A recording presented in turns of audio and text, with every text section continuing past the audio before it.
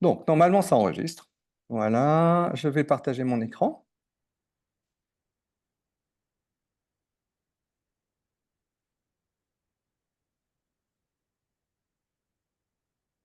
Est-ce que vous voyez mon écran? Oui, Est-ce que là, vous le voyez en oui, grand? Génial, tout marche. Moi, je vais mettre... OK, très bien. Allez, on va commencer.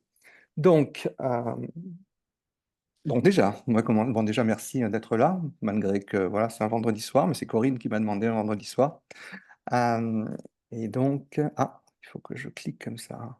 Alors, j'ai commencé par me présenter. Alors, j'ai mis deux noms hein, parce que je travaille enfin, voilà, en binôme, on va dire, avec Laetitia Davidovic, que connaît Corinne, elle vous en a parlé tout à l'heure.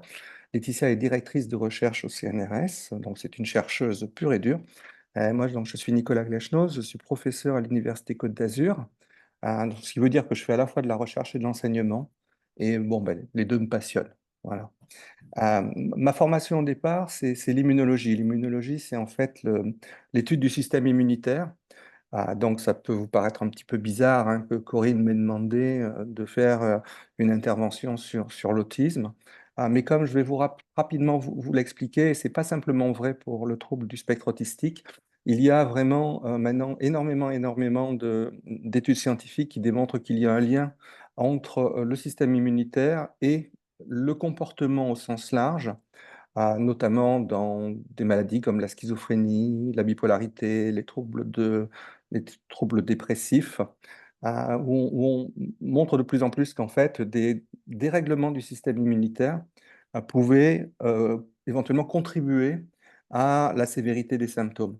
Euh, c'est important parce que ça permettrait de dire que si on cible le système immunitaire, peut-être qu'on va diminuer les symptômes dans ces maladies. Alors, il y a également un certain nombre d'arguments qui disent que c'est aussi que ça serait également vrai dans le trouble du spectre autistique, mais on va y revenir. Alors, je vous ai dit qui nous étions, maintenant ce que nous ne sommes pas. Ça, je veux vraiment très insister sur ça. Je commence toujours par ça. Ni Laetitia ni moi ne sommes médecins.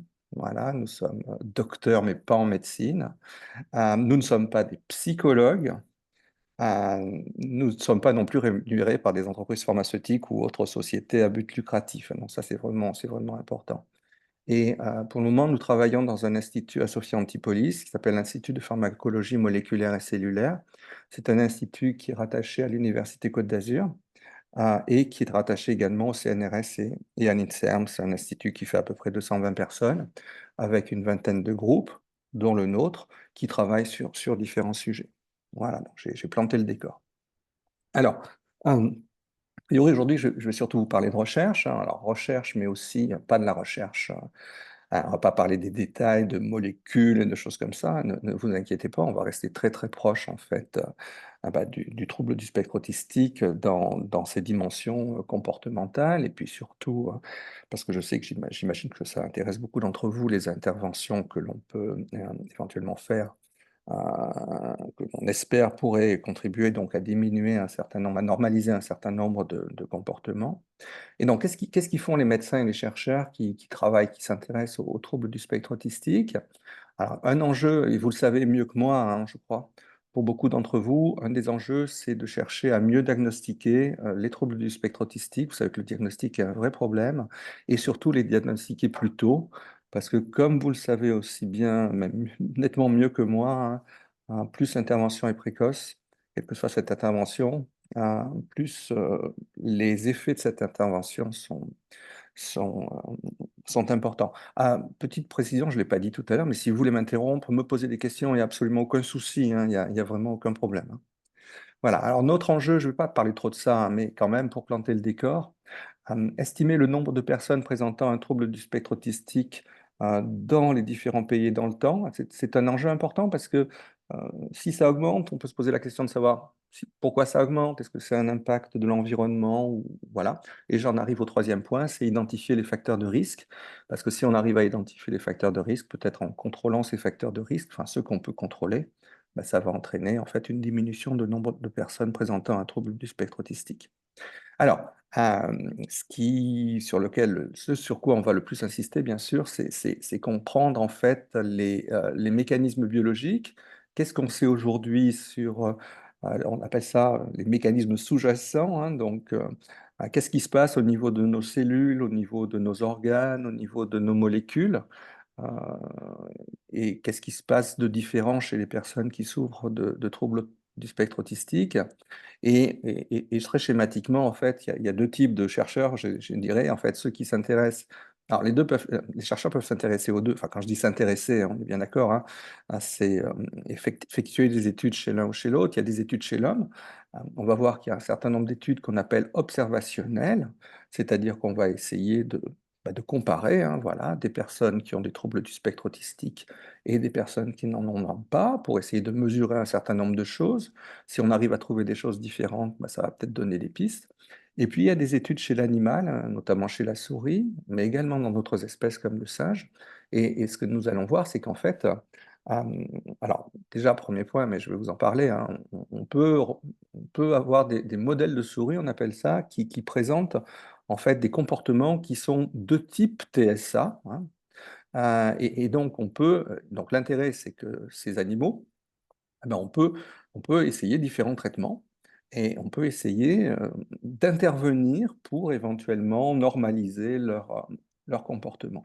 Et donc tout ça, bien sûr, arrive sur la dernière partie, hein, sur lequel on va surtout insister, bien sûr, c'est les traitements, bien sûr, hein. C'est essentiellement ça qui vous intéresse. Comment peut-on normaliser ou les symptômes chez les personnes qui souffrent du trouble de spectre autistique? Est-ce que vous avez des questions sur ça? J'imagine que ça va, c'est pas trop compliqué, hein, j'utilise pas beaucoup de jargon, hein. Ça Alors, je va? me permets, parce qu'il y a des Parfait, familles qui m'ont laissé des petites questions. bien sûr. À l'année dernière, vous nous aviez dit que pour essayer de travailler avec des souris dites autistiques, vous leur injectiez le virus de la grippe.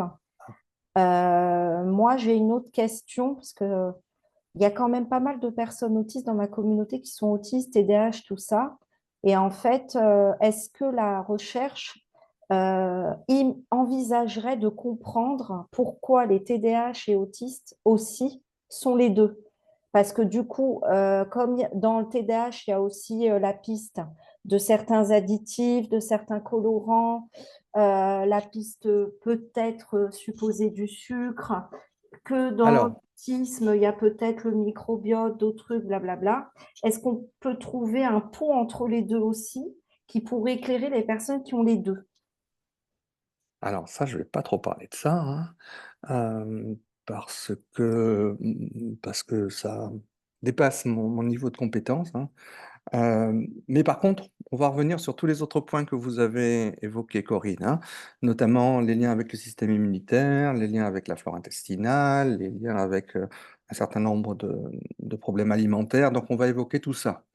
Par contre, donc la question précise de trouver des mécanismes communs. Encore une fois, je vous ai parlé tout à l'heure de schizophrénie, de bipolarité, de dépression. Ben, je dirais que c'est un petit peu le même combat, hein.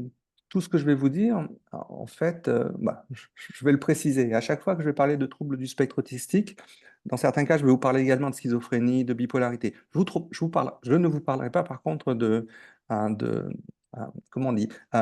ADTH, alors en français, comment on dit? Euh, Les TDAH et troubles du déficit de l'attention et voilà, hyperactivité. mais moi je le dis en anglais. Donc voilà, ok. Donc en français, c'est TDAH, c'est ça. AH. Mm. TDAH. En anglais, c'est ADH. Ok, ok, donc parfait. Allez, on y va. Alors, donc, encore une fois, je vais aller assez rapidement sur ça parce que je crois que vous êtes très très nombreux à connaître ça. Donc, le diagnostic des troubles, c'est quoi finalement les TSA? Alors, ils sont caractérisés, disons, par ce qu'on appelle la triade autistique, hein, avec, c'est ce qui est en bleu ciel, avec des déficits de communication et des interactions sociales, des comportements répétitifs, des intérêts restreints et des particularités sensorielles. Alors, c'est vraiment ce qu'on retrouve, c'est vraiment ce qui caractérise les troubles du spectre autistique, avec bien sûr des différences selon les personnes, hein. C'est un petit peu le problème de tous ces troubles, hein. C'est qu'il n'y a pas deux patients identiques, hein, et deux sujets identiques. Et donc, on peut avoir des personnes qui ont moins de comportements répétitifs que d'autres. Mais voilà, c'est déficit de communication, euh, interaction sociale altérée, je dirais comme ça, comportement répétitif, intérêt restreint, également particularité sensorielle, c'est vraiment ce qu'on retrouve C'est vraiment les caractéristiques des troubles, du trouble du spectre autistique. Mais c'est pas du tout, c'est pas que ça. Voilà. On se rend compte, alors je ne sais pas si vous connaissez le terme comorbidité, hein, quand on a une pathologie. Les comorbidités, c'est ce qui est associé. Donc ça ne caractérise pas la maladie, hein, ça n'intervient pas dans les critères diagnostiques, mais c'est ce que l'on trouve souvent, pas toujours, mais souvent, chez les patients qui sont atteints par ces troubles. Et donc, chez les patients, chez les sujets qui ont du trouble spectre autistique, on a souvent, pas toujours, loin de toujours, pas du tout toujours, hein, donc, des troubles du langage, une déficience intellectuelle, encore une fois, j'insiste bien, hein, ça dépend des sujets, hein, des troubles anxieux et dépressifs, des troubles du sommeil, des épilepsies. Corinne en parlait, des déficits attentionnels et de l'hyperactivité, hein, donc c'est une comorbidité qui est présente chez un certain nombre de personnes qui présentent ces troubles du spectre autistique, une agressivité, irritabilité, encore une fois, pas chez tout le monde. Donc ça, c'est ce qu'on appelle les comorbidités psychiatriques ou neurologiques, mais vous avez également, enfin, bien sûr y revenir, ce qu'on appelle les comorbidités somatiques, c'est-à-dire des troubles euh, différents, et notamment, on va y revenir, hein, Corinne a vendu un peu la mèche avec les troubles gastro-intestinaux et avec les altérations du système immunitaire. Alors encore une fois, n'hésitez pas à me couper, hein, il n'y a aucun souci pour ça. Alors, je vais vous démontrer quand même ce que je viens de vous dire, hein, pour illustrer un petit peu tout ça. Je viens de vous dire qu'en fait, les personnes qui présentent un trouble du spectre autistique, elles présentent des altérations du système immunitaire. Et ça se traduit par quoi?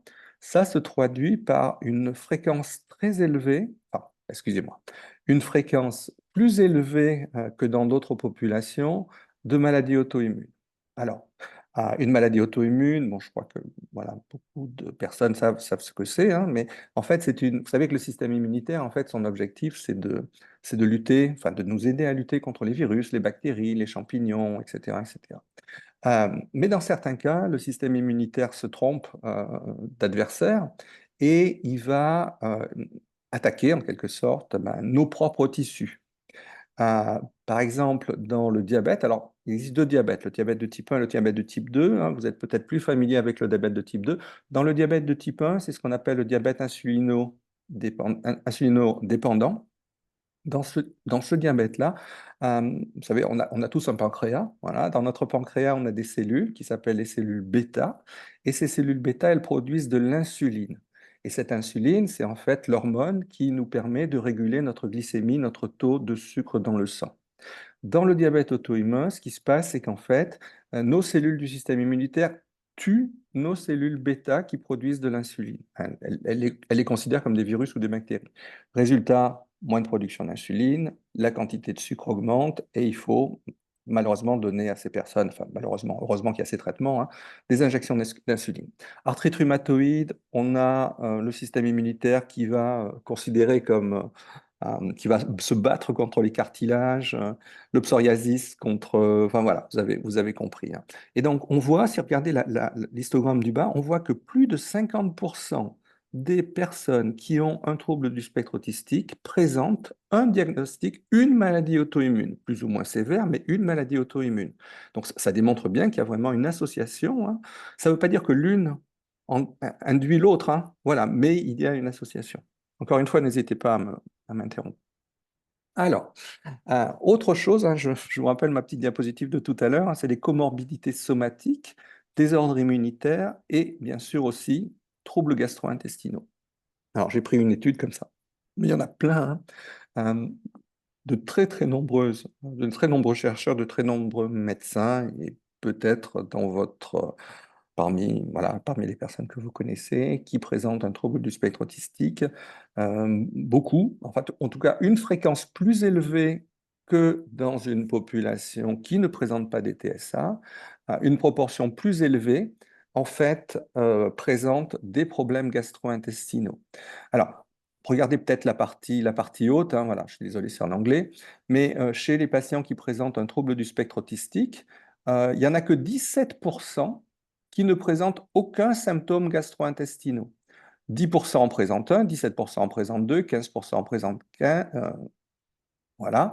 Et 41% en présentent 4 ou plus. Qu'est-ce que c'est ces symptômes? Hein, c'est ce qu'on va voir après. Hein, c'est des ballonnements, une irritabilité du côlon, du sang dans les selles. Et à droite, vous avez une sorte de population contrôle. En fait, c'est les gens de la même famille, donc génétiquement, ils sont proches. Mais vous voyez, qu'est-ce qu'on va regarder ici, par exemple? Voilà, les, les, les sels, voilà, la consistance des sels, hein, voilà, elle est normale chez 81% des sujets qui n'ont pas de TSA et 13% seulement des sujets qui ont un trouble, excusez-moi, qui ont un trouble du spectre autistique. Euh, des gaz, voilà, 50% des personnes qui ont des troubles du spectre autistique ont des gaz. Seulement 19% problème de douleur abdominale, 44% chez les personnes qui ont un trouble du spectre autistique, seulement 9% chez des gens euh, de- chez des personnes qui sont liées génétiquement, hein, mais de la même famille, mais qui ne présentent pas de trouble du spectre autistique. Euh, Autre façon de voir les choses, je viens de vous le dire déjà, hein, mais c'est pour vous donner des chiffres. Je peux Euh, poser une question? Bien sûr, bien sûr, bien sûr. Alors, depuis le temps que on entend parler, moi, c'est ce que j'ai compris, hein, qu'il y aurait 50%, je me rappelle que Marion Leboyer en avait parlé, 50% de troubles digestifs avérés, en tout cas pour la population, sur une étude avec des personnes Asperger, et après entre 10 et 90% pour toutes les personnes autistes. Depuis le temps qu'on en parle, qu'il y a des études actées par des chercheurs, pourquoi ces études, vu qu'elles existent, elles n'emmènent pas une amélioration de prise en charge sur le terrain? Est-ce qu'il y a une étude en attente en France qui permettra de... Parce que je veux dire, si au bout d'un moment, on se rend compte que 50% ont ça, que 90% ont ça, je sais qu'il y a aussi une quote-part génétique. Peut-être que ces personnes-là, en soignant leur système digestif, elles n'auront pas un changement. Mais quand même, pour les autres, C'est qu'est-ce qu'on attend pour faire des analyses de sang Corinne, dans tout le monde? Corinne, on va en parler maintenant. D'accord, ok. C'est la suite, hein, c'est vraiment le Ok. but en fait. Bon, j'ai un petit peu adapté en fonction de vos intérêts, hein, je sais bien quels sont vos intérêts maintenant, voilà. Et donc j'ai adapté cette présentation sur ça. Je ne vais pas probablement pas couvrir tout ce que vous souhaiteriez que je couvre, mais voilà, et il y a beaucoup de recherches effectivement, et on va en parler maintenant. Voilà. Ok. Ok, donc je reviens sur ces chiffres. Alors bon, encore une fois, c'est des études un petit peu vieilles, mais bon, petite aparté, hein, pour vous donner une explication, une définition d'un mot que vous avez peut-être déjà vu, ça s'appelle les méta-analyses. Vous savez qu'un des gros problèmes en biologie, en médecine, c'est que les chercheurs ont des résultats, mais c'est jamais vraiment exactement les mêmes. Et puis, quand il y a des effets qui sont assez faibles, bah, finalement, on peut se poser la question, est-ce que c'est vrai, est-ce que c'est pas vrai? Donc, il y a des problèmes de reproductibilité en quelque sorte. Bah, en fait, il y a des gens qui font ce qu'on appelle des méta-analyses, c'est-à-dire qu'ils font une revue exhaustive de la littérature et par des méthodes statistiques que je serais bien incapable de vous expliquer parce que je ne les connais pas bien moi-même, eh ben, ils arrivent à trouver des chiffres qui vont objectiver, qui vont dire déjà si ces études vont dans le même sens, hein, ça peut paraître évident, mais ça ne l'est pas, et qui vont pouvoir quantifier en fait l'effet quand il est observé. Et donc, avec ces méta-analyses, hein, même si elles sont un petit peu plus anciennes, hein, voilà, donc les chiffres les plus précis, hein, c'est 4,4 fois plus de troubles gastro-intestinaux chez les personnes qui présentent des troubles du spectre autistique, 4 fois plus de personnes qui présentent de la constipation, 3,5 fois plus de diarrhée, 2,5 fois plus de douleurs abdominales. Ça, c'est les troubles gastro-intestinaux. Et vous voyez que, je reviens sur ce que j'ai dit tout à l'heure, hein, là, vous me dire, mais c'est n'importe quoi, vous avez des gens qui sont constipés et des gens qui ont de la diarrhée. Bah, en fait, les deux ont des troubles gastro-intestinaux, il s'avère que ce n'est pas les mêmes, mais ça veut dire qu'il se passe quand même quelque chose, hein, chez ces personnes au niveau du système gastro-intestinal. Alors, on en a, je pense que Corey doit être intéressé par ça, et probablement vous aussi. Il y a non seulement donc des problèmes gastro-intestinaux, mais également des troubles du comportement alimentaire, 5 fois plus chez les personnes qui présentent un trouble du spectre autistique, avec ce qu'on appelle une sélectivité alimentaire sévère, fréquente. Non, vraiment quelque chose, pas simplement, oui, moi je préfère les navets aux artichauts, voilà. Donc c'est vraiment, je mange que des tomates parmi les légumes, enfin voilà, ce genre de choses. Et puis, il y a également très souvent, quand on regarde, hein, Corinne vient de dire, mais pourquoi on ne fait pas plus d'analyses, hein, on s'aperçoit qu'il y a souvent, encore une fois, pas toujours, hein, des carences en micronutriments, parce que le régime est plus pauvre, avec notamment en fait peu d'apport en calcium et protéines sur ces troubles du comportement alimentaire. Là encore une fois, c'est une méta-analyse qui nous le dit. Alors, je vais passer rapidement sur ça, parce que simplement pour peut-être que que la majorité d'entre vous le savent, mais bon, il y a ce problème de diagnostic, hein. Finalement, est-ce que j'ai le diagnostic? Est-ce que mon enfant, est-ce que la personne que je connais a eu un diagnostic de trouble du spectre autistique? Et donc, il faut savoir comment on fait ça, en fait, hein. Donc, il existe ce que les psychiatres appellent... Ah, déjà, peut-être une chose peut-être importante à rappeler, c'est que, donc c'est des troubles du comportement, hein, le trouble du spectre autistique, c'est comme la schizophrénie, enfin comme, c'est ça participe du même registre que la schizophrénie, la bipolarité, la dépression. Et de manière générale, bah, c'est la psychiatrie. Ce que vraiment j'aimerais insister sur ça, c'est que si vous pensez à tous les champs de la médecine, bah, les, les, les gens qui travaillent sur le cancer, les endocrinologues, les dermatologues, tout ce que vous pouvez imaginer, tous ces médecins, quand ils vont faire un diagnostic, ils vont s'appuyer sur ce qu'on appelle des biomarqueurs. Qu'est-ce que c'est qu'un biomarqueur? C'est en fait une valeur que l'on peut quantifier par des méthodes analytiques, des méthodes d'analyse, hein, plus ou moins performantes, hein, plus ou moins simples à mettre en œuvre. Vous connaissez tous ça quand vous avez, j'imagine, tous fait des prises de sang, hein. Le médecin, il va vous prescrire, quand vous allez le voir, il va vous prescrire une analyse du cholestérol, il va vous prescrire, si vous êtes un homme de plus de 50 ans, la mesure du taux de PSA, hein. Il va regarder la créatinine, enfin ce genre de choses. Et toutes ces choses qu'on mesure, c'est des biomarqueurs.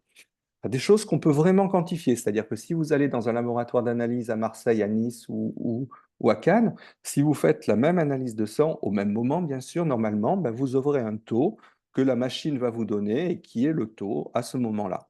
Euh, pour les gens qui ont malheureusement pour eux, des tumeurs, hein, ben, un biomarqueur, ben, c'est tout simplement l'imagerie médicale, hein. Vous allez voir, les anatomopathologistes vont voir des tumeurs dans le tissu. C'est quelque chose qu'on peut objectiver, on peut le voir, on en est sûr. Quand vous allez chez votre cardiologue, il va généralement vous faire un électrocardiogramme. Là, encore une fois, vous avez des ondes qui montent et qui descendent, hein. Bah, c'est quelque chose qu'on peut mesurer, quantifier. La même chose pour les électroencéphalogrammes. Pourquoi je parle de tout ça? Et puis, bien sûr, hein, si vous avez des infections urinaires, on va vous faire une analyse d'urine et on va vous dire si vous avez des bactéries ou pas. Ça, c'est des choses qui sont vraiment quantifiables. Et en psychiatrie, en pédopsychiatrie, en psychiatrie, c'est le seul domaine de la médecine où il n'y a pas ça.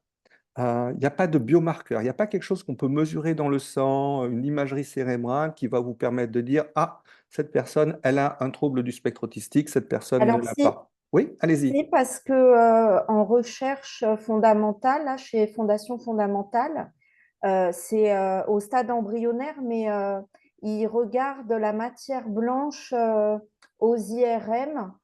En tout cas, il y a la piste de l'imagerie médicale, mais je pense que les études sont pas terminées, ou alors je n'ai Alors, pas tout compris. non, en fait, encore une fois, il y a des milliers de publications dans lesquelles on compare des sujets qui ont le trouble du spectre autistique et des sujets qui ne l'ont pas. Il y a les études de la Fondation fondamentale, mais c'est une parmi des centaines. Même chose pour les gens qui essaient de trouver des biomarqueurs du sang. Il y a des gens qui essaient également de trouver il y a vraiment de tout, hein, même des gens qui regardent les électrocardiogrammes, les électroencéphalogrammes, hein. Donc, c'est tout des pistes. Mais aujourd'hui, par exemple, hein, je reviens je ne sais pas s'il y a beaucoup d'hommes de plus de 50 ans parmi les, voilà, mais voilà, le biomarqueur PSA, hein, c'est en fait un biomarqueur qui va permettre au médecin de dire, ah, voilà, vous avez vraiment un risque de cancer de la prostate. Voilà, mais ça, c'est avéré. Ah, je vais prendre un autre exemple, encore plus simple. La séropositivité contre le VIH. Voilà. Quand on va vous doser les anticorps, quand vous allez, Je quand me on, permets 2 secondes. Excusez-moi, il y a quelqu'un qui n'a pas son micro qui est éteint. Merci. Je il n'a crois que c'est toujours pas Odile. éteint. Désolée, attendez, Je t'en prie, bisous. Voilà, des deux excuses. pas de souci. Oui, donc voilà. Donc, en fait, j'aurais peut-être dû commencer par celui-là parce que c'est plus évident.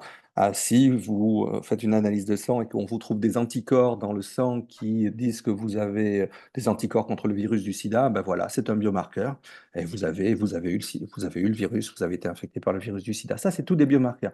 Et donc, je reboucle en disant que dans le cas de la schizophrénie, de la bipolarité, de la dépression, du trouble du spectre autiste, il n'y a pas de biomarqueur. Même si on en cherche. Aujourd'hui, il n'y a rien. Il y a beaucoup, beaucoup, beaucoup, des dizaines et des centaines d'études, mais pas quelque chose comme la sérologie contre le VIH, pas quelque chose contre l'antigène PSA, pas quelque chose comme le cholestérol pour prédire le risque d'avoir des maladies cardiovasculaires. Voilà. Alors, tout ça pour dire que les psychiatres, les pédopsychiatres, les psychiatres, en fait, qu'est-ce qu'il leur reste? Il leur reste à avoir des discussions avoir des entretiens, on appelle ça des entretiens semi-structurés. Je crois qu'il y a une autre personne qui n'a pas éteint son micro. Avoir des entretiens, avoir des discussions, alors soit avec la personne concernée, soit avec ses parents, probablement les deux. Et c'est sur la base de ces entretiens qui peuvent durer très longtemps, où voilà, le médecin va récolter plein d'informations, eh ben, le diagnostic de trouble du spectre autistique va être posé. Et donc, il existe un certain nombre de questionnaires, hein, donc une qui s'appelle ADI. Encore une fois, c'est pas les médecins qui vont diagnostiquer. Voilà, ils suivent, si vous voulez, une sorte de menu. Alors, pas forcément dans l'ordre, hein, les questions sont pas forcément dans l'ordre. C'est pour ça que ça s'appelle un entretien semi-structuré, fait par un clinicien avec les parents ou tuteurs de l'enfant, chez qui on suspecte un trouble du spectre autistique, dans lequel le médecin ou le psychologue recueillir le plus d'informations possible dans le domaine de ce qui nous intéresse, bien sûr, les interactions sociales réciproques, les communications et le langage, les comportements stéréotypés et répétitifs. Donc c'est comme ça qu'aujourd'hui se fait le diagnostic de troubles du spectre autistique. Je passe très vite, mais il y a également une autre façon de faire ça, mais c'est exactement le même principe. C'est le ADOS. C'est exactement la même chose si vous regardez la description. Alors, ça ne s'applique pas aux mêmes populations, hein, voilà. Par exemple, la DOS, il s'applique pour les enfants à partir de 2 ans. Voilà, bon, j'insiste pas. Et là, encore une fois, c'est des entretiens semi-structurés faits par un clinicien avec 4 modules, groupes de questions adaptés, bien sûr, à la personne. Pour les enfants non-verbaux ou enfin voilà, vous avez compris. Et donc, bien sûr, le résultat de ça, c'est quoi? Ben, vous voyez qu'il y a un niveau de subjectivité. Voilà. Si, en fait, alors, les études ont été faites, hein, c'est quand même pas n'importe quoi, hein, mais si la même personne qui est suspectée, en tout cas, on pense qu'il peut avoir un trouble du spectre autistique, est évaluée avec ces mêmes questionnaires par plusieurs médecins, eh ben, il n'y a pas toujours concordance entre les diagnostics des médecins. Je voulais le regarder, hein, ça, en fait, ça s'appelle Interrating Concordance. Voilà. Et donc, je voulais le regarder, en fait, pour les troubles du spectre autistique, hein. Tout ça pour dire que les médecins, eh ben, ils sont pas tous du même avis, même encore une fois, s'ils font pas n'importe quoi, hein. Mais il y a toujours, je voulais regarder encore une fois ce taux de concordance, hein, mais bah, il n'est pas de 100%. Alors que pour la sérologie, pour savoir si vous êtes séropositif pour le virus du sida, voilà, le test est au-dessus de certains. Vous avez été infecté. Donc, c'est pour vous donner, enfin, j'imagine que beaucoup d'entre vous, vous-même ou enfin, vos enfants ou dans votre entourage avaient été confrontés à ce problème de diagnostic, plus ou moins précoce, plus ou moins tardive, avec ces incertitudes. Bon, voilà, ces incertitudes s'expliquent. Aujourd'hui, il n'y a pas de biomarqueurs et la recherche de biomarqueurs est vraiment une piste vraiment importante. Je passe très rapidement sur ça, hein, donc, Euh, rapidement, mais quand même, hein. J'ai une question. Oui, bien sûr.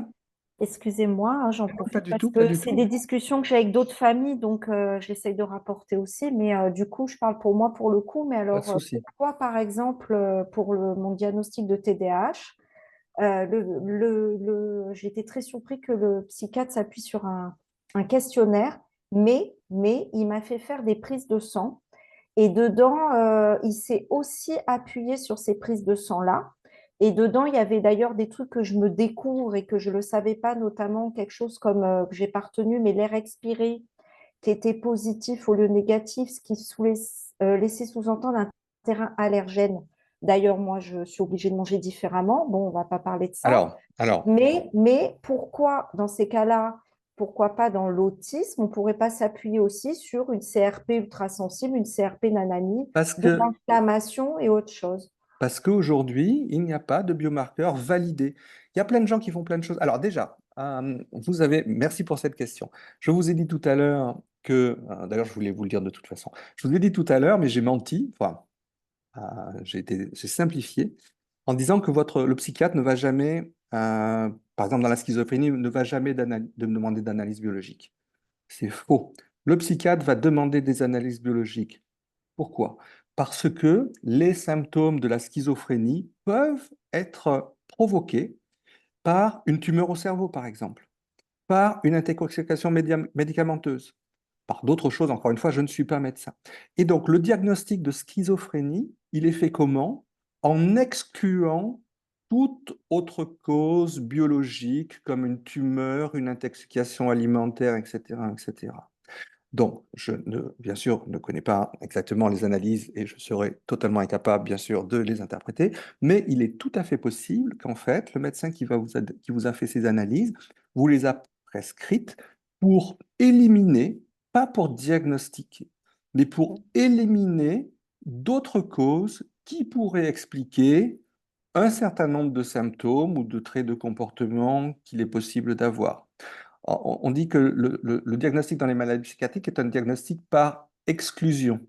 Quand on a exclu toutes les autres causes dont on pense, voilà, on ne peut pas tout, voilà, mais en tout cas, en l'état actuel des connaissances, quand on a exclu tout ce qu'on pouvait, si on n'arrive pas à expliquer par autre chose, dans ce cas-là, et que bien sûr, les tests diagnostiques, les questionnaires, machin bidule, posent un diagnostic, dans ce cas-là, le psychiatre peut dire, voilà, bah, effectivement, c'est une schizophrénie, c'est un trouble bipolaire.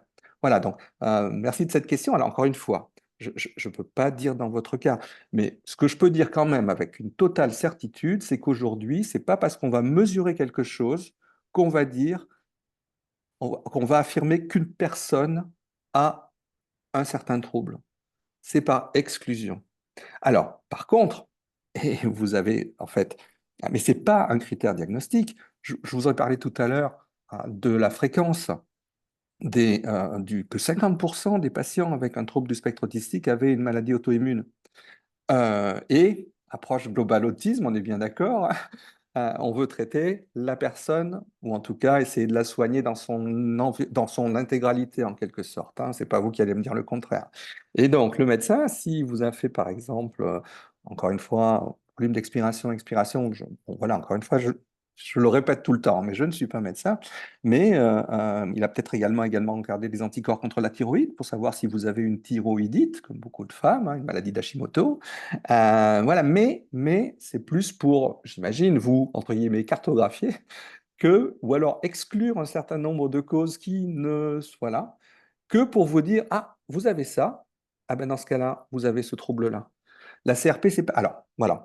Donc, c'est pas des critères diagnostiques. C'est pour exclure quelque chose, ou alors, effectivement, je connais voilà, pour comprendre la personne et pour justement ne pas seulement traiter les troubles comportementaux, mais traiter la personne dans son ensemble. Donc, c'est plutôt bien.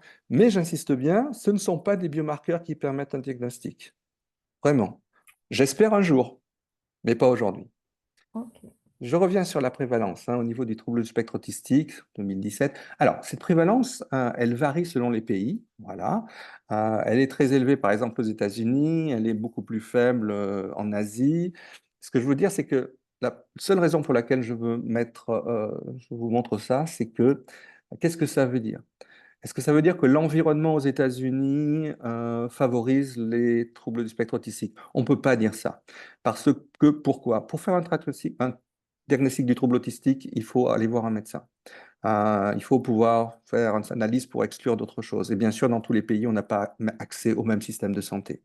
Donc, et comme vous voyez, bizarrement, en fait, c'est les pays où le système de santé est le plus efficace, qu'on a des fréquences, des prévalences, ça s'appelle en fait plus élevées. Donc, prendre avec beaucoup, beaucoup de précautions ce type de résultat en disant pas, voilà, on ne peut pas dire aux États-Unis, c'est parce qu'il y a plein de pesticides, etc., qu'il y a plus d'autisme, hein. Voilà. Et ils mangent plus mal? Ils mangent aussi plus mal, mais on ne sait pas. C'est ça que je veux dire, hein. On ne sait pas. Voilà. Allez, je continue. C'est pas trop long?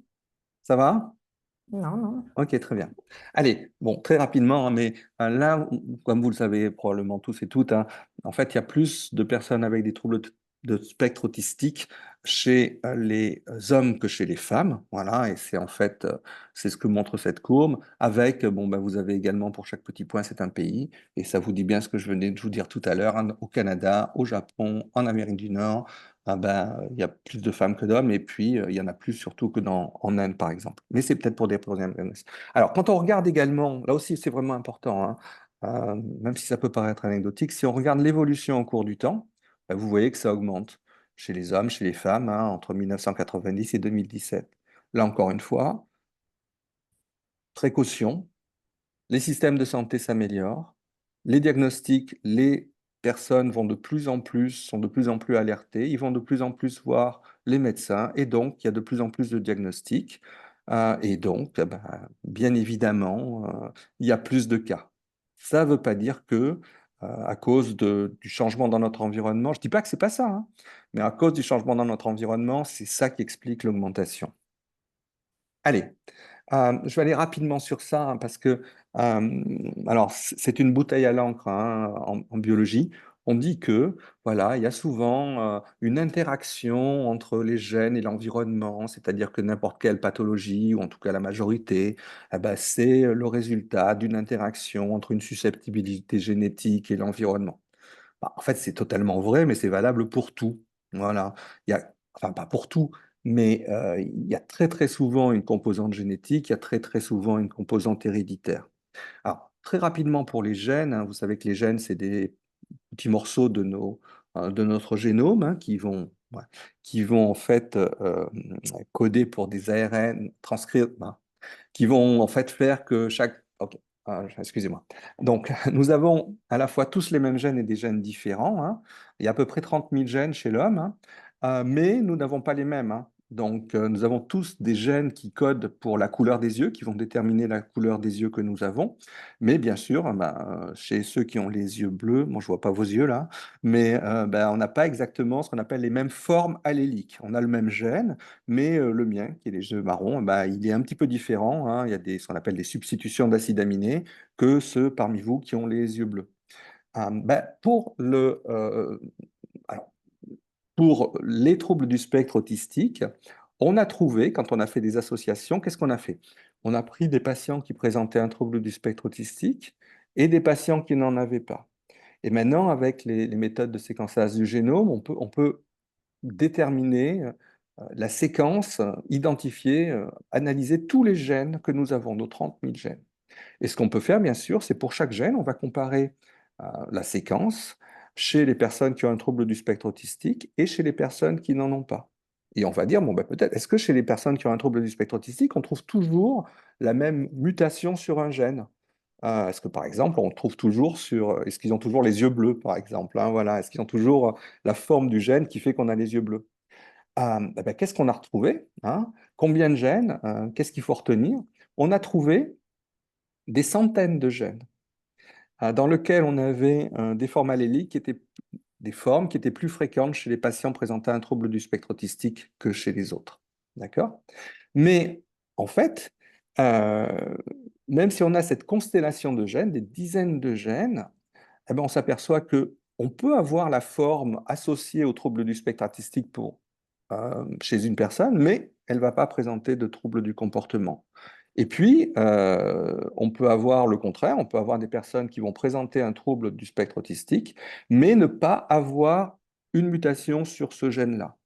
D'accord? Donc, il y a un certain nombre de gènes, mais on ne sait pas à quoi ils servent. En aucun cas, ça ne peut constituer des biomarqueurs. Alors, il y a quand même des cas particuliers comme le syndrome du X fragile, par exemple, hein. Alors là, pour le coup, hein, on sait que c'est un gène donné dans lequel il y a des mutations et ça va faire une maladie particulière avec un certain nombre de troubles comportementaux qui se ressemblent. Voilà. Mais à part ces maladies qu'on appelle monogéniques, dans lesquelles il n'y a qu'un seul gène qui est affecté, dans la quasi-totalité des cas au niveau de, enfin, pour les autres cas, hein, il y a plein de gènes qu'on a identifiés dont les formes alléliques sont plus ou moins fréquentes chez les personnes qui ont un trouble du spectre autistique et chez les autres, mais il n'y a absolument aucune association non ambiguë, enfin, sans ambiguïté, hein. C'est pas parce qu'on a un gène avec une mutation qu'on a un trouble du spectre autistique et on peut avoir un trouble du spectre autistique sans avoir de mutation sur ce gène-là.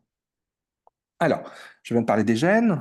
On se rapproche, Corinne, des choses qui vous intéressent directement, hein, au niveau de la nutrition et des problèmes gastro-intestinaux, hein. Alors, vous m'avez parlé d'infection par le virus de la grippe.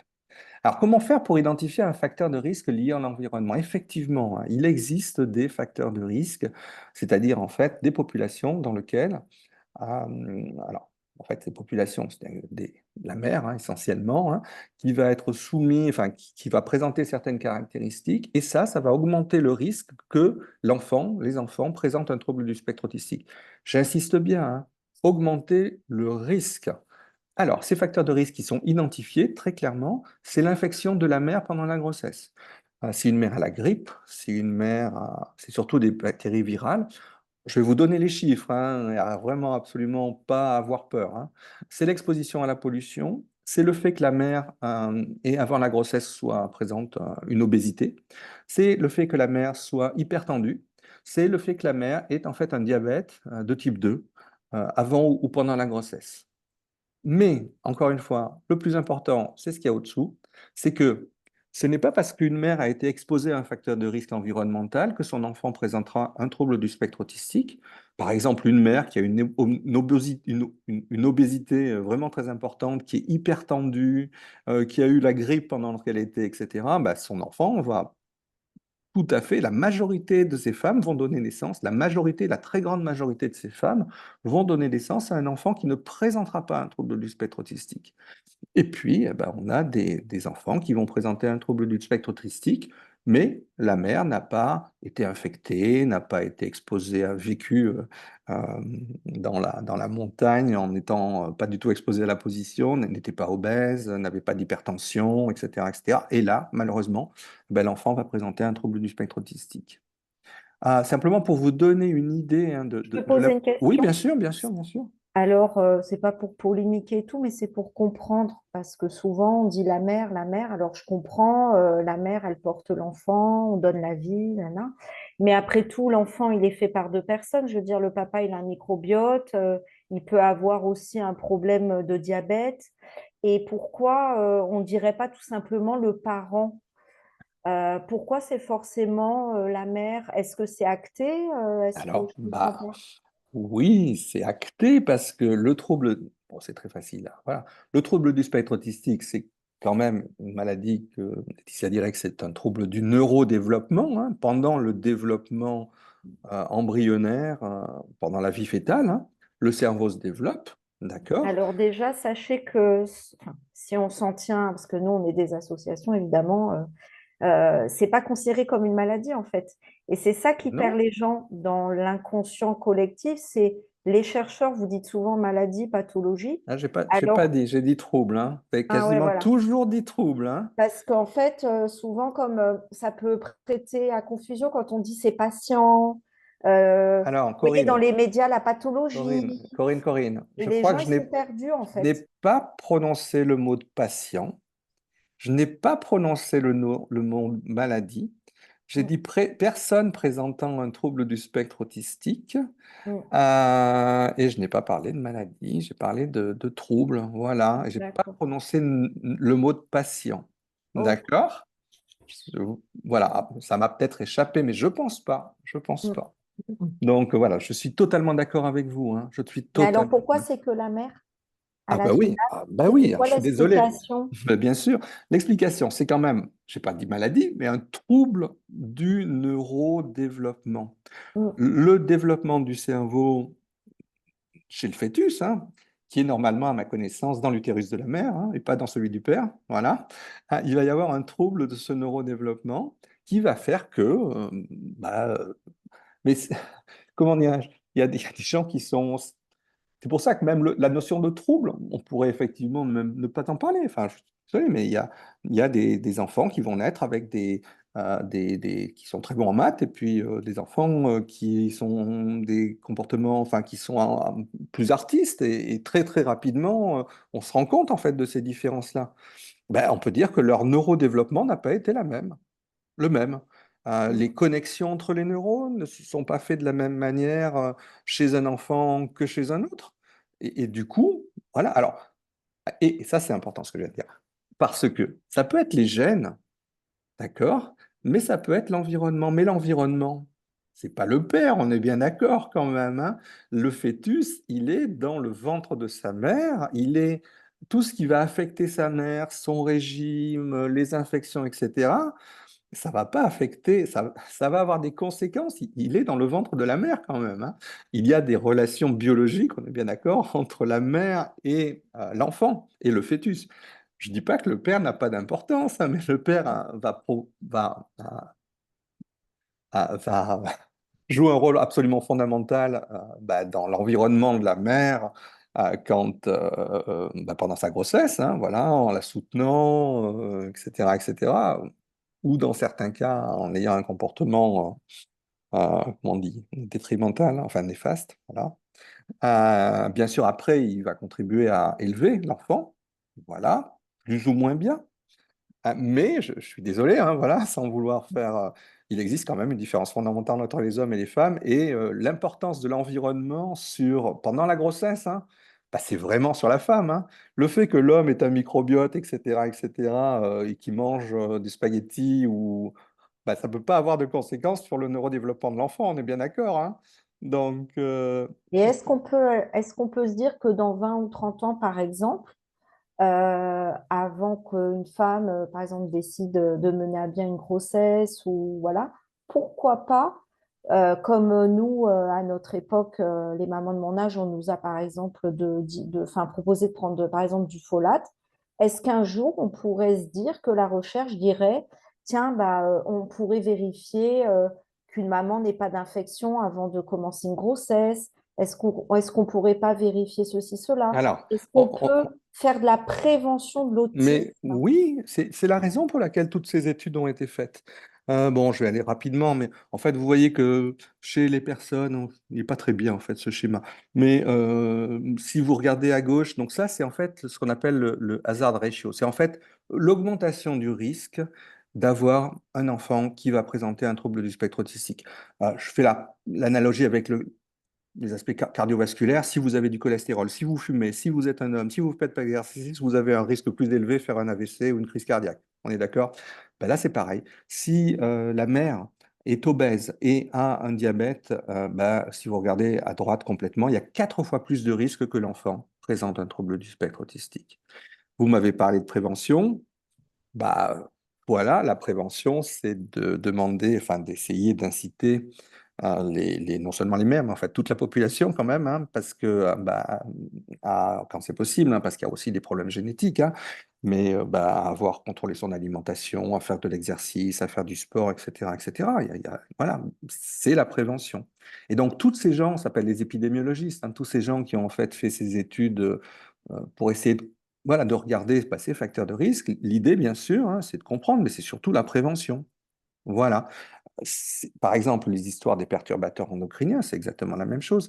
Olfa, dans mon labo, que vous connaissez probablement, donc il y a un certain nombre d'arguments qui disent que les perturbateurs endocriniens, bon, c'est plus que des arguments malheureusement, hein, c'est des démonstrations, que les perturbateurs endocriniens vont avoir un impact sur plein de maladies, hein.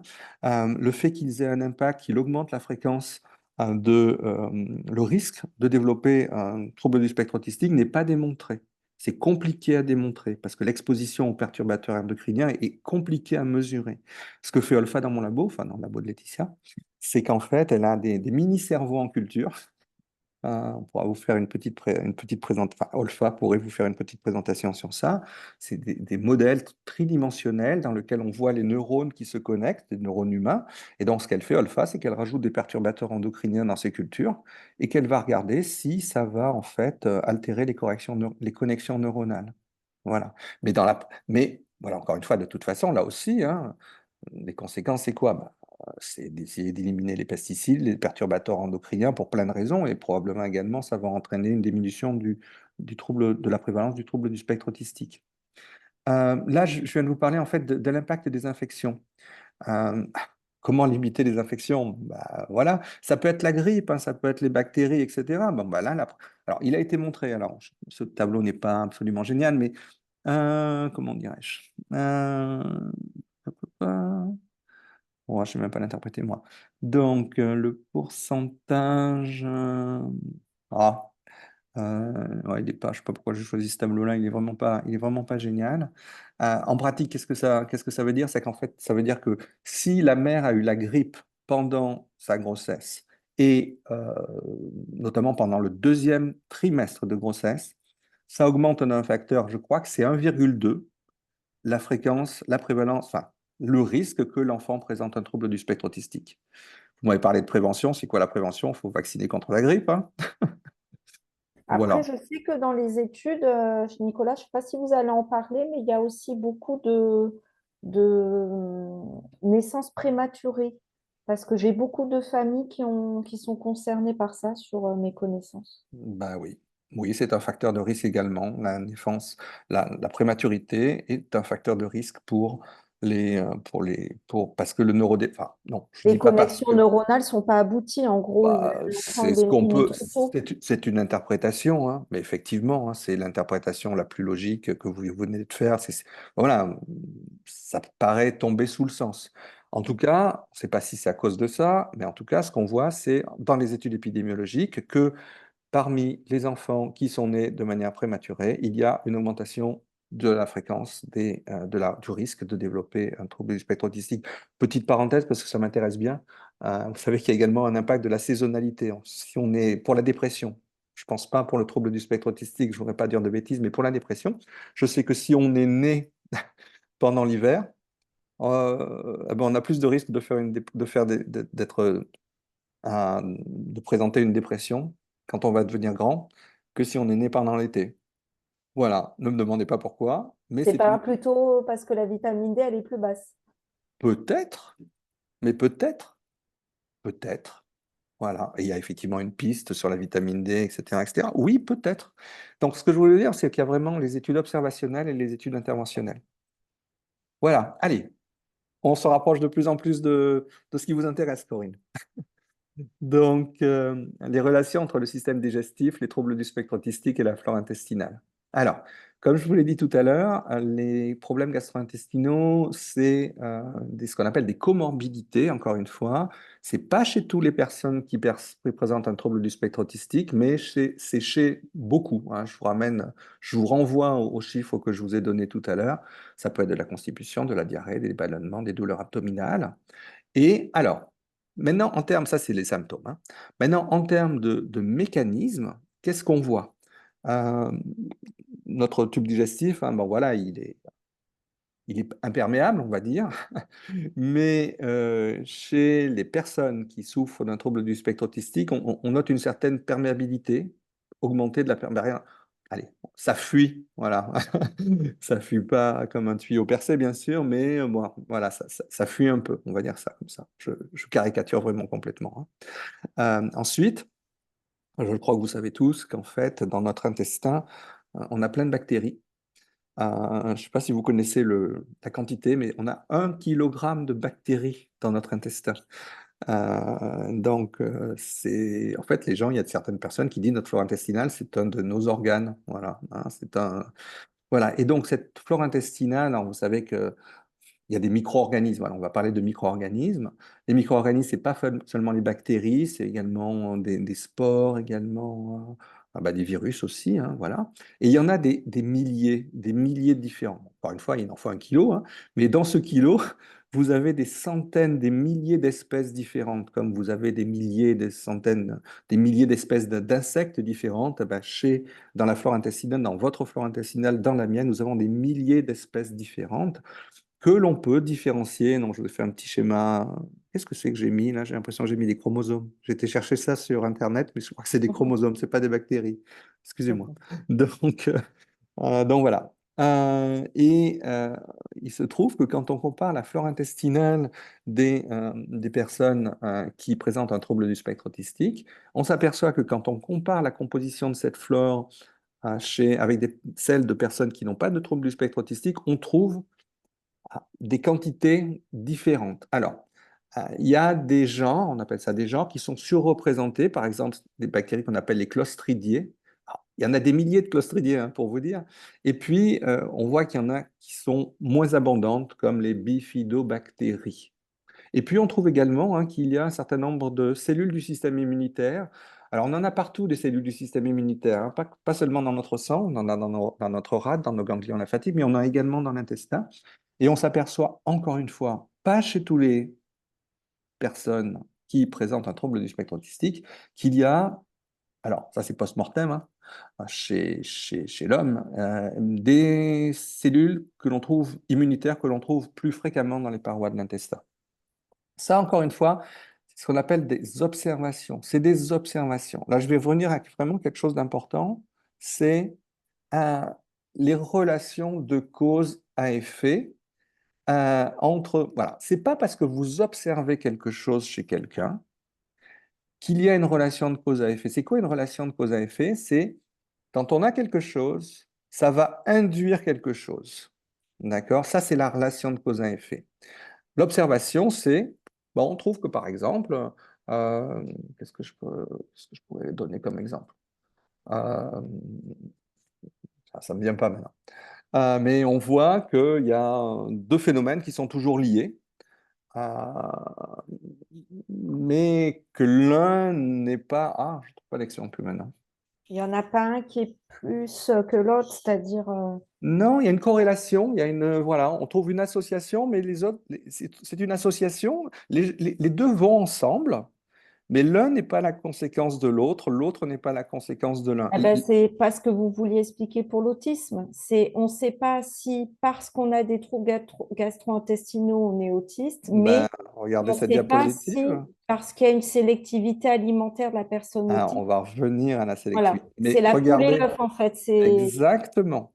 Alors non, c'est pas vraiment la poule et l'œuf, hein. C'est voilà, je donne un exemple.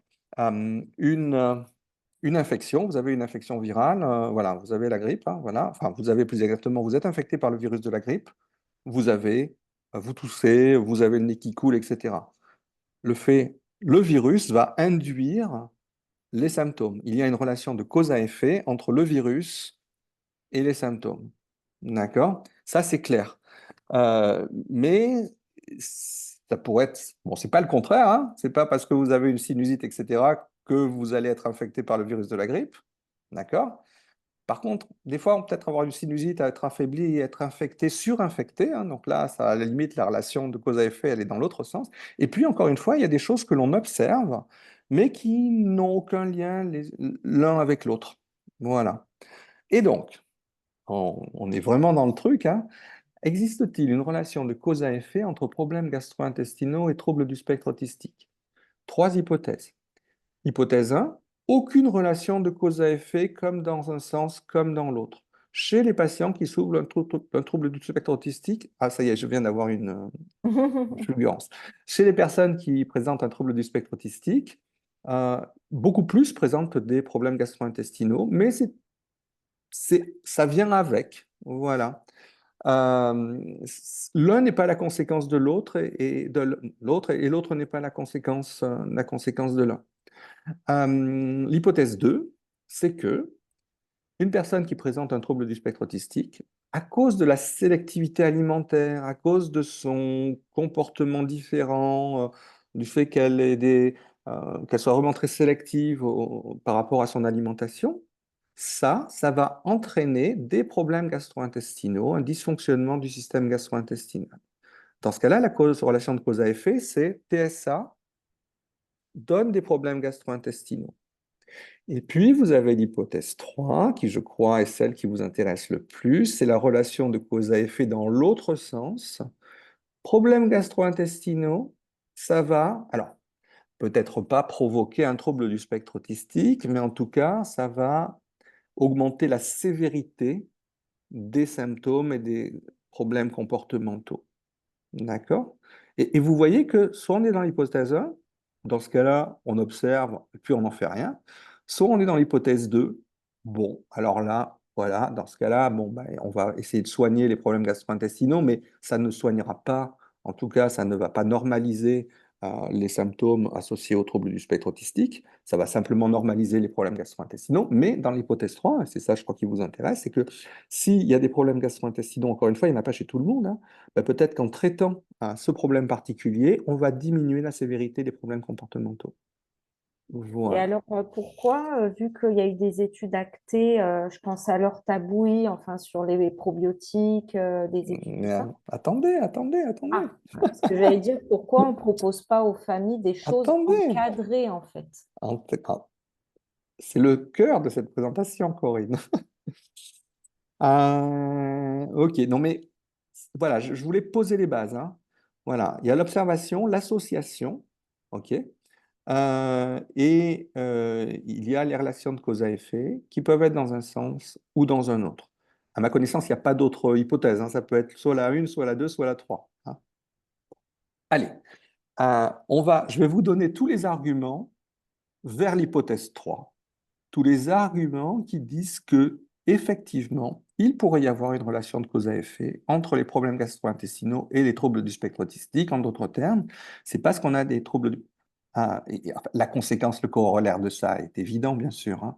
Si on arrive à démontrer cette relation de cause à effet, ça veut dire que si on traite les problèmes gastro-intestinaux, dans ce cas-là, on va diminuer la sévérité des symptômes du trouble du spectre autistique.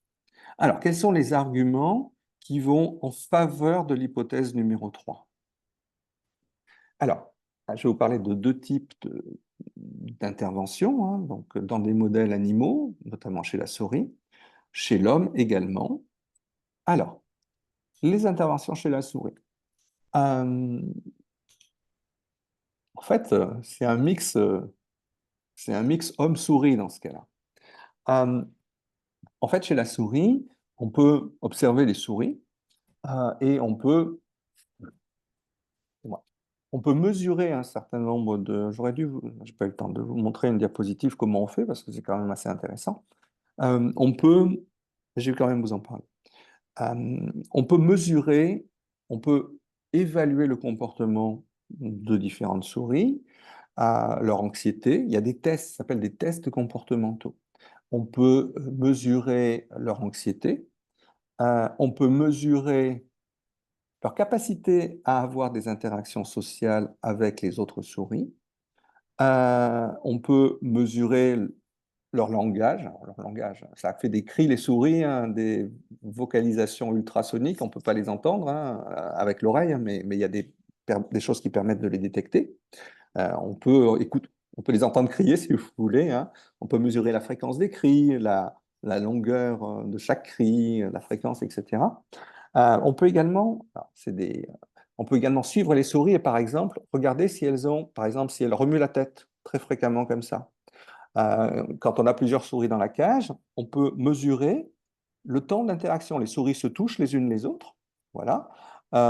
Eh bien, on peut mesurer en comptant, hein, tout simplement sur des films, hein, le nombre de fois où une souris donnée va toucher, soit par la patte, soit par le museau, ses copines dans la cage. On peut également mesurer ce qu'on appelle ah, les, euh, les stéréotypies.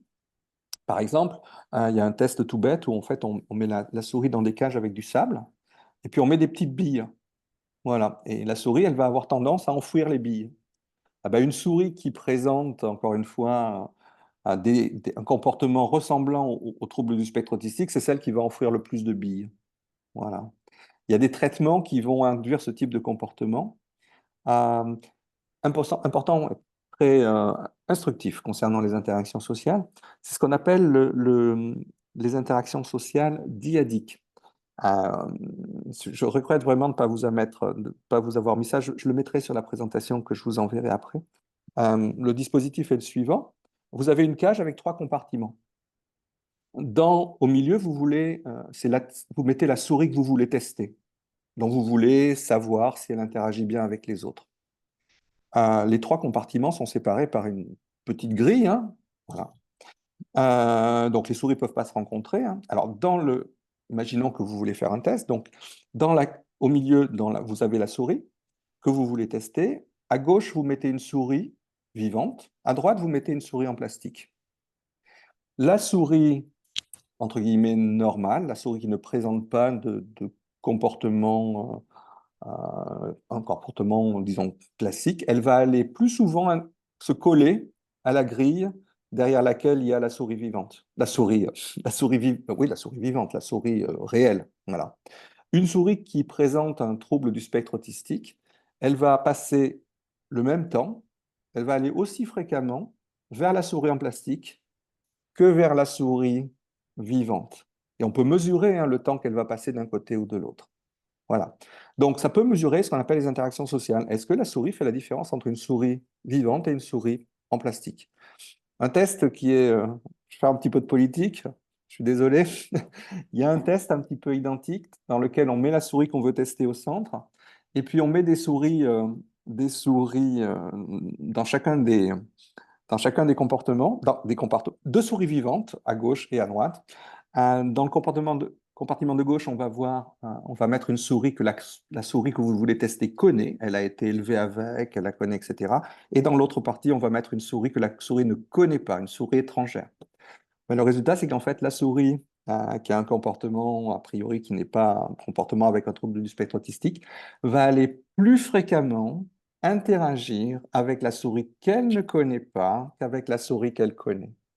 La souris qui a un comportement du trouble du spectre autistique ne va pas faire la différence entre les deux, celle qu'elle connaît et celle qu'elle ne connaît pas. Voilà, donc pour vous dire qu'en fait, hein, tout ça, une longue parenthèse pour vous dire comment on peut mesurer ça, hein. Ce qui a été fait en fait, et ça démontre, hein, clairement qu'il y a cette hypothèse numéro 3 est valide, c'est qu'il y a des chercheurs, beaucoup, hein, qui se sont amusés, entre guillemets, à faire l'expérience suivante. Ils ont pris des souris, ces chercheurs, ils ont pris la flore intestinale, les fesses en fait, hein, les selles, à 2 personnes qui ne présentent pas un TSA et 2 personnes qui présentent un TSA. Ils ont pris les selles, hein, voilà, ils ont lavé, ils ont centrifugé, ils ont essayé d'isoler les bactéries, hein, voilà. Ils ont fait ce qu'on appelle un transfert de matière fécale, hein, voilà, ça veut dire ce que ça veut dire, hein, en gavant les souris avec ces matières fécales. Et donc 2 groupes, un groupe de souris qui ont reçu par gavage, hein, c'est pas très, très ragoûtant tout ça, hein, mais de la flore intestinale de personnes ne présentant pas de TSA et des souris qui ont été gavées avec de la flore intestinale de personnes présentant un TSA. Et ensuite, quand on regarde les interactions de ces souris, on s'aperçoit que le contrôle, eh ben, les souris qui ont été gavées avec de la flore de personnes qui ne présentent pas un TSA, elles ont un comportement normal, en tout cas pas d'altération des interactions sociales. Si maintenant les souris sont gavées avec de la flore intestinale de personnes présentant un TSA, dans ce cas-là, on a un déficit d'interaction sociale, mesuré par les tests comportementaux. C'est la démonstration, j'espère vous avoir convaincu, que c'est la démonstration d'un lien de cause à effet entre la composition de la flore intestinale et le comportement, avec derrière l'idée que là, il y a vraiment une altération de la flore intestinale, va vraiment provoquer des anomalies comportementales similaires à celles qu'on trouve chez les patients, excusez-moi, chez les personnes avec un trouble du spectre autistique. Alors, maintenant, on va se rapprocher de plus en plus de ce qui est vraiment important. Ça a été également fait chez l'homme. De plus en plus. Il y a de plus en plus d'essais cliniques. Là aussi, j'ai pas eu trop le temps. Mais il y a de plus en plus, il y a eu vraiment un pionnier qui est en Arizona, qui s'appelle le docteur Kang, qui est le premier à avoir fait ça. En fait, ce qu'il a fait, c'est qu'il a pris, il a fait ce que je viens de vous dire, en fait, hein. Simplement, il n'a pas fait des souris, hein. Il a pris de la flore intestinale de sujets ne présentant pas un TSA, d'accord? Il a donné cette flore intestinale à des sujets présentant un TSA. Donc, ils ont pris, c'est écrit en haut, transplantation de la flore intestinale, greffe fécale, de donneurs ne présentant pas de TSA à des receveurs présentant un TSA. Quand on fait ça, alors c'est un petit nombre de sujets, c'est seulement 18 patients, et il appuie 18 patients avec des troubles gastro-intestinaux, avec plusieurs âges. Pour bien sûr faire ça, il faut traiter d'abord avec des antibiotiques pour tuer la flore, hein. Après, on fait un peu ce qu'on fait dans les coloscopies, pour ceux d'entre vous qui ont eu la chance d'en faire, donc un laxatif, et donc pour faire de la place en quelque sorte, hein. Et puis ensuite, on va transférer, en fait, on va donner des matières fécales, alors elles sont conditionnées dans des gélules, hein, voilà, et on va comme ça reconstituer la flore intestinale de la personne dans laquelle on avait éliminé. Euh, Excusez-moi. oui, bien sûr. Ça, vous dites Kang, mais c'était pas James Adams qui avait fait la greffe? Ils sont deux? Alors, bon, les papiers Princeps, hein, c'est les papiers de Kang, en Arizona. Voilà. Ok. Ensuite, il a fait, et c'est vraiment des superbes papiers. Alors, malheureusement, pas beaucoup. Alors, on va regarder plus, je vous ai pas montré plein de résultats, hein. Mais ce que vous voyez ici, c'est en fait, alors, en fait, ce qui est intéressant dans cette étude, c'est que, on va y revenir tout à l'heure, en particulier on va parler de régime alimentaire, de prébiotiques, de probiotiques. Euh, on va dire tout à l'heure qu'en fait, pour tester un impact d'un traitement, il faut avoir deux groupes. On va donner à un groupe le traitement, à un autre groupe pas le traitement, un placebo ou rien. Et on va comparer les deux. Dans le cas de cette intervention chez l'homme, ce qui est intéressant, c'est que chaque sujet va être son propre contrôle. On a une personne qui va présenter un certain nombre de symptômes. On va lui donner, intervenir en lui donnant ces matières fécales de sujets qui n'ont pas de TSA. Et on va regarder l'évolution des symptômes de cette personne. Et donc, ce que vous voyez ici, donc chaque ligne en pointillé, c'est une personne.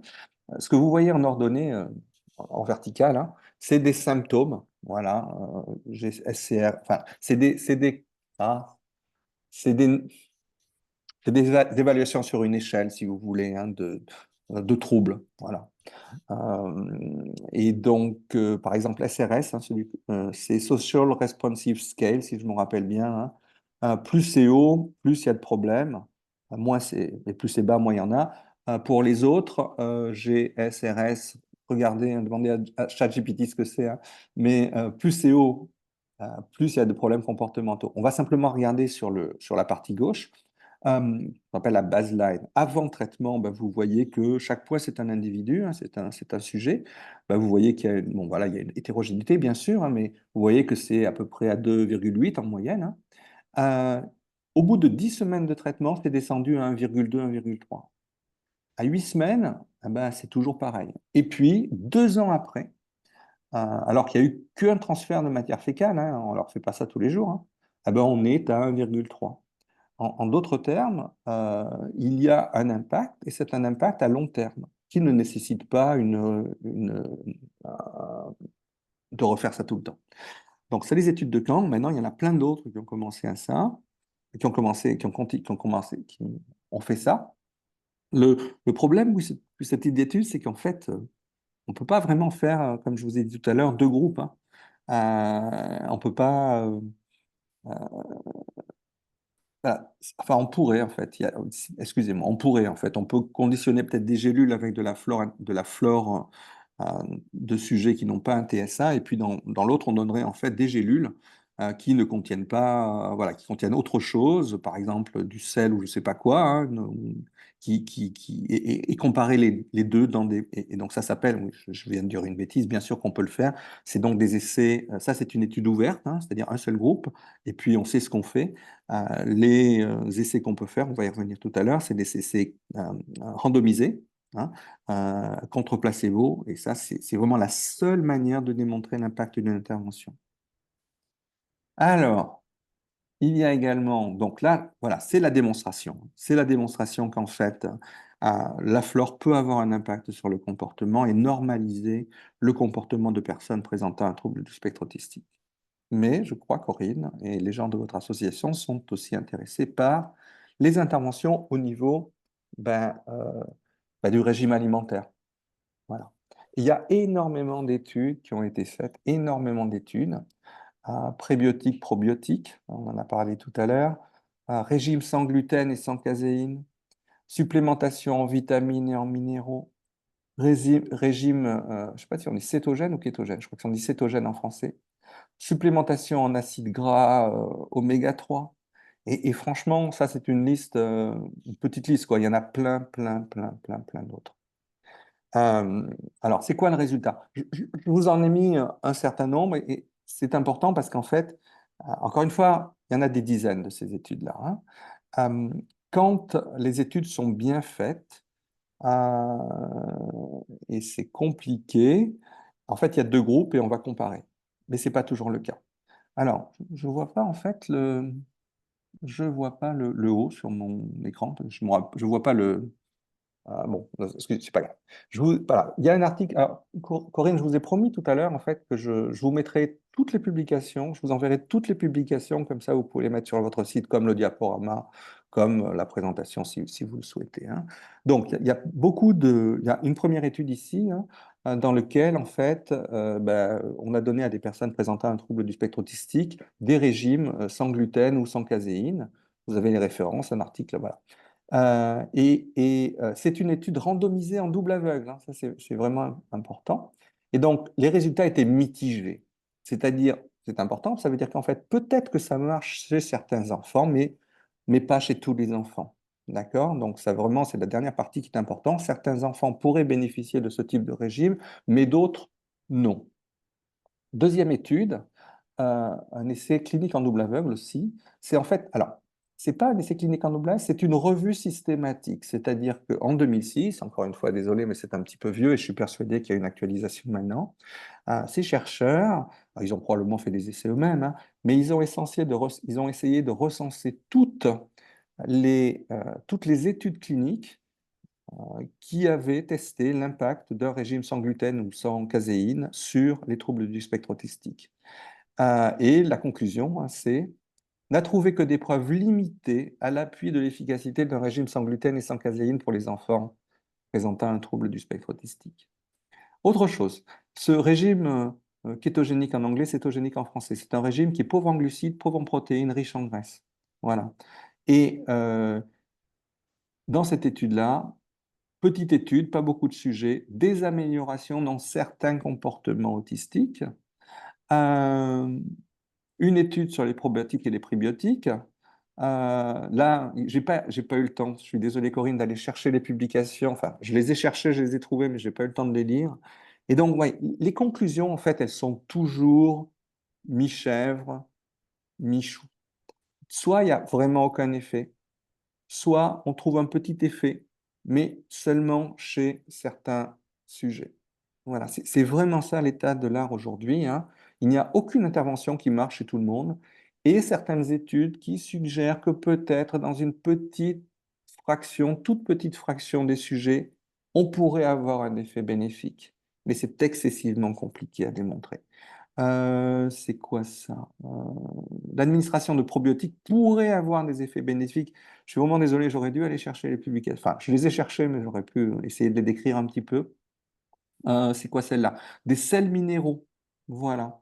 Là aussi, euh, on a une étude contrôlée sur 12 mois qui démontre des effets bénéfiques de cette intervention avec des vitamines, des sels minéraux. Voilà. Autre chose, c'est quoi? C'est les oméga 3. Voilà, une étude pilote. Et quelques améliorations aussi, mais sans différence statistiquement significative. Et c'est la majorité, en fait, de... c'est c'est très souvent ce qu'on a. C'est-à-dire qu'on voit ce qu'on appelle des tendances, mais des différences qui ne sont pas statistiquement significatives. C'est-à-dire, c'est un peu comme les sondages. Voilà. Quand on vous dit les sondages, souvent on vous dit oui, mais c'est dans la marge d'erreur.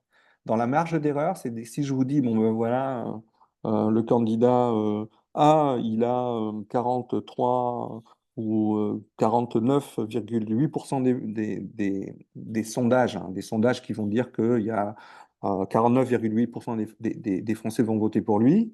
Et puis l'autre candidat, B, eh ben, il a 50,2. Voilà.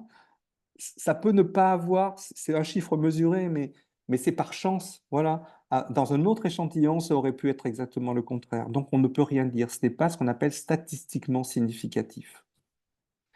Alors, j'en arrive à la fin, hein. Je ne sais pas exactement, je ne sais pas combien de temps, je ne sais pas si c'est quelle heure il est. Ah oui, quand même. Donc, je voudrais finir sur ça. Euh, question. Comment démontrer qu'en fait, une intervention, changement de régime alimentaire, euh, transfert de matière fécale, supplémentation avec des sels minéraux, supplémentation avec des oméga 3. Comment démontrer que ça va avoir un effet bénéfique sur une population? La seule façon de faire ça, c'est de prendre une population, vous voyez que les gens sont tous différents, voilà. On va tirer au sort ceux qui vont être dans un groupe et ceux qui vont être dans l'autre groupe. Et on va, dans le groupe de gauche ou dans le groupe de droite, donner le traitement, par exemple les oméga 3. Et dans l'autre groupe, on va donner soit rien, ça c'est pas génial, soit quelque chose qu'on appelle un placebo, qui a priori n'a pas d'effet. Voilà. Alors en fait, il a un effet, on s'appelle l'effet placebo. Et donc, ensuite, on va mesurer, alors ça peut être par exemple un certain type de symptômes, hein, ça peut être absolument n'importe quoi, et on va mesurer par des méthodes statistiques pour savoir si s'il y a des différences statistiquement significatives entre les deux groupes. Soit on en trouve, soit on n'en trouve pas. Je vais vous donner un exemple qui me tient beaucoup à cœur, parce que je suis immunologiste. Là, je fais une petite déviation, hein. Euh, J'espère ne pas... Bon, à la limite, ça m'est égal, parce que j'ai un avis très tranché sur la question, non seulement tranché, mais autorisé. Il y a beaucoup de gens, en fait, qui se, qui se posent des problèmes sur la vaccination et sur l'impact négatif que pourrait avoir la vaccination en induisant un certain nombre de symptômes d'effets secondaires indésirables. Ça a été évoqué pour la Covid, pour le vaccin contre les papillomavirus humains. La seule méthode pour mesurer un effet éventuel indésirable d'un vaccin, par exemple, ou d'un médicament, c'est d'avoir deux groupes de la même région, avec la même répartition d'âge, avec la même répartition de sexe, vivant dans le même environnement, d'en vacciner la moitié, de ne pas vacciner l'autre moitié, de suivre les populations et de regarder s'il va y avoir plus de crises cardiaques, plus d'urticaire, plus d'AVC dans une population par rapport à l'autre. Dans toutes les études sur la vaccination, toutes les études qui ont été faites, aucun, aucun vaccin n'a induit d'effets secondaires, c'est-à-dire plus de maladies, de pathologies, de tout ce que vous voulez, chez le groupe vacciné que chez le groupe non vacciné, à l'exception de cas de narcolepsie dans le cas de la vaccination H1N1 sur des Norvégiens en 2008. Voilà. Et c'est la seule méthode pour démontrer un effet indésirable, mais c'est aussi la seule méthode pour montrer qu'il y a un effet positif d'une intervention. Voilà. Aujourd'hui, encore une fois, comme je vous l'ai dit, toutes les interventions qu'on connaît, qu'on a faites, dans des expériences randomisées en double aveugle sur des populations suffisamment importantes, soit il n'y a pas d'effet du tout, soit il y a un effet marginal. Marginal. Est-ce que c'est désespérant? Pas du tout. Et c'est ma dernière diapositive, hein. Je, je suis désolé, elle est en anglais. En plus, elle est floue. Et puis, j'ai pas réglé. Je l'ai trouvé 5 minutes avant le début de la présentation. Donc, imaginons que vous avez à gauche votre population de sujets qui présentent un trouble du spectre autistique. Ils sont tous différents, on est bien d'accord, hein. Si vous leur donnez une intervention dans un essai randomisé, en double aveugle, contre placebo, toutes les choses qui vont bien, hein, d'accord? Ben, peut-être que vous n'allez pas avoir d'effet. Parce que, en fait, cette intervention que vous allez faire, elle va ne concerner que les sujets qui sont bleus, ou les sujets violets, ou les sujets verts. S'ils sont tous mélangés, même si vous avez un petit un effet sur les sujets bleus, comme il y a tous les autres sur lesquels le traitement ne va pas avoir d'effet, ça va être noyé. Vous n'allez pas pouvoir voir l'intérêt, le bénéfice de votre intervention. D'accord? Et c'est très probablement ce qui se passe dans beaucoup, beaucoup de choses, hein.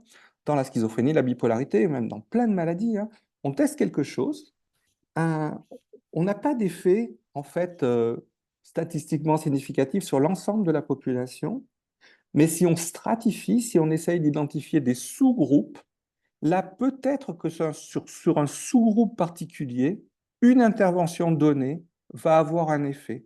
Mais si ces personnes-là représentent 1%, bon, c'est facile à comprendre, hein. Si vous avez dans une population de personnes qui présentent un trouble du spectre autistique seulement 1% de sujets bleus, bah, si vous donnez le même traitement à tout le monde, même si vous avez un effet sur les personnes qui sont des sujets, vous allez voir, ça va être noyé en fait l'effet.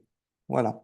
Je vous donne un exemple, je terminerai sur ça, hein. Je n'ai pas de diapo de conclusion, hein. Je suis en train de piloter un essai clinique ça va quand même reboucler avec ce qu'on a dit tout à l'heure, hein, sur la schizophrénie en Allemagne. Dans cet essai clinique, alors, comme je vous l'ai dit tout à l'heure, dans le trouble du spectre autistique, on s'est rendu compte qu'en fait, il y avait très souvent des anomalies du système immunitaire, avec ce qu'on appelle une inflammation mesurée par la CRP dont Corinne nous parlait tout à l'heure, hein. On la voit chez un certain nombre de patients, mais pas chez tous, d'accord?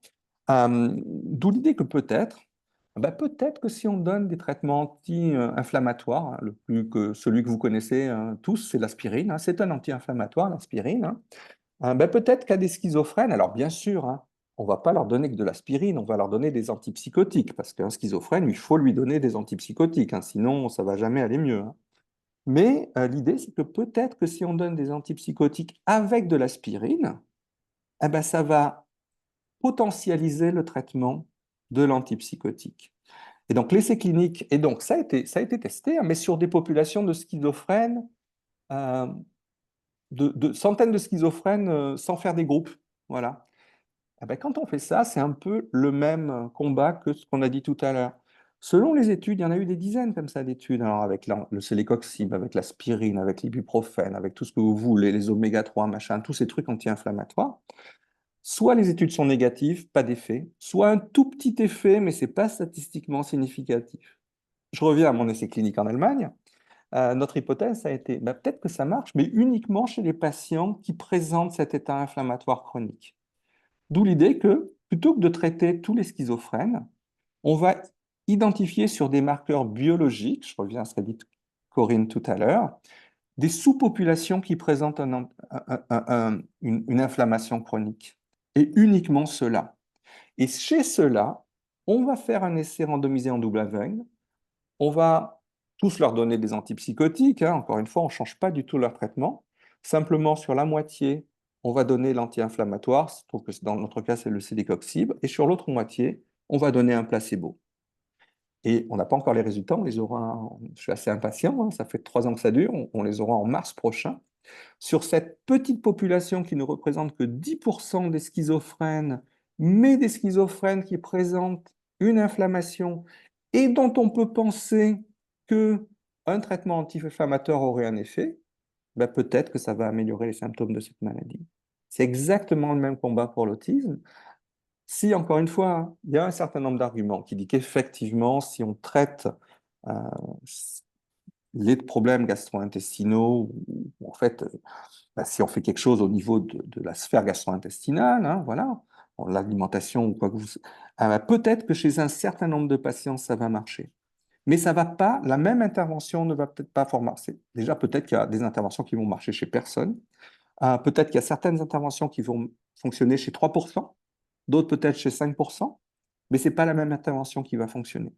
Et donc, je crois que l'enjeu pour la recherche, hein, et c'est effectivement peut-être l'intérêt de faire ces analyses biologiques, hein, c'est de stratifier, exactement comme vous le voyez sur cette diapositive, de faire de la médecine stratifiée, où on va essayer d'identifier des sous-groupes sur la base de marqueurs biologiques, hein, ça fait le lien avec ce que je vous disais tout à l'heure, hein, sur la nombre de l'abondance de quelque chose, hein, voilà, dans le sang, et de dire, bon ben voilà, chez ces personnes-là, on va tester cette intervention, on va les randomiser, on va faire du double aveugle. Ceux-là, on va leur donner ces suppléments. Ceux-là, on ne va pas leur donner les suppléments et on va voir si on a un impact. Voilà, j'ai été un peu long, hein, il est 10h35. Je ne sais pas si vous avez encore des questions. Merci beaucoup. Merci déjà. Si vous voulez enlever l'enregistrement, mais qu'on peut poser des questions bien entre sûr, nous, bien on sûr, peut bien aussi le sûr. faire. Bien sûr, bien sûr. Alors, Parce que non, bien peut-être sûr, attendez. si des personnes veulent intervenir, Bien elles ne sûr, vont bien sûr, peut-être bien pas sûr. être filmées. Alors, arrêtez le partage, afficher la réunion, à noter. Alors, partager le son. Comment faire?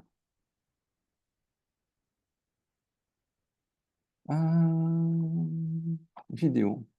Non. Alors, salle de répartition. Suspendre, arrêter l'enregistrement. Arrêter.